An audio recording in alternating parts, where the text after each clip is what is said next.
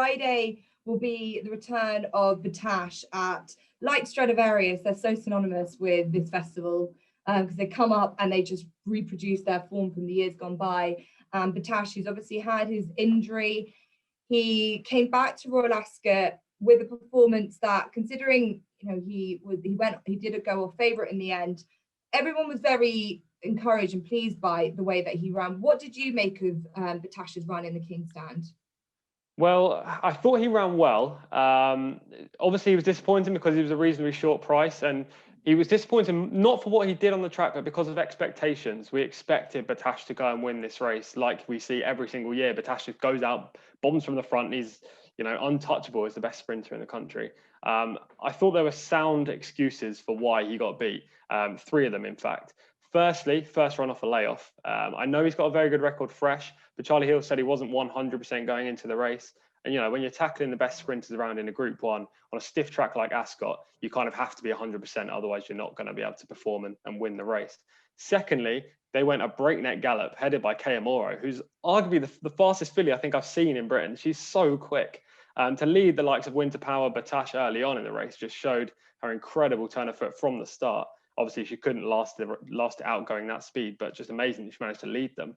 And thirdly, I didn't think Jim Crowley gave him the best ride. I think Jim would admit that himself.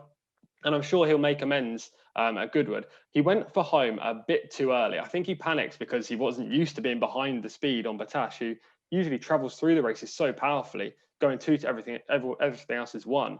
But Batash was a bit behind the bridle at a certain point when Winter Power, Kea Moro, and the like were going from the front.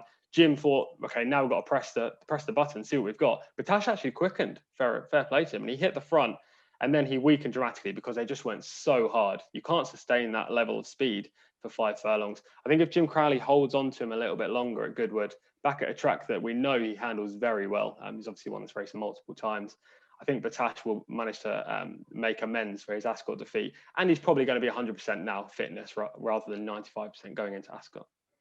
Yeah, interesting to talk about the way that race panned out. There was a massive pace collapse, and where Oxford who was pretty much off his feet, like he was treading water at early part of the race, and he was able just to quicken when everything in front of him were falling apart a bit. How do you see this race panning out? Because you've got Art Power, who was very quick in the July Cup. You've got Winter Power again, all probably lining up. It's going to be pretty speedy out front again for Batash.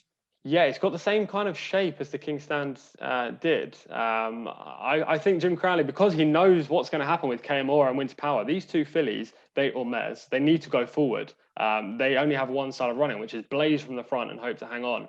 They're best when they can dominate their races and not forced to go so quickly.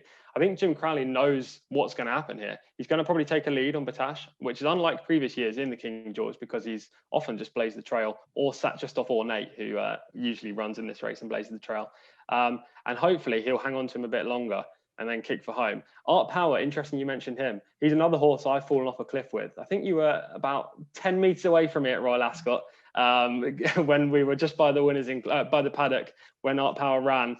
I was getting pretty excited, I think it's fair to say, but he got chinned to finish 3rd. If he beats Batash and I'm not on him, I think I'll give up the game.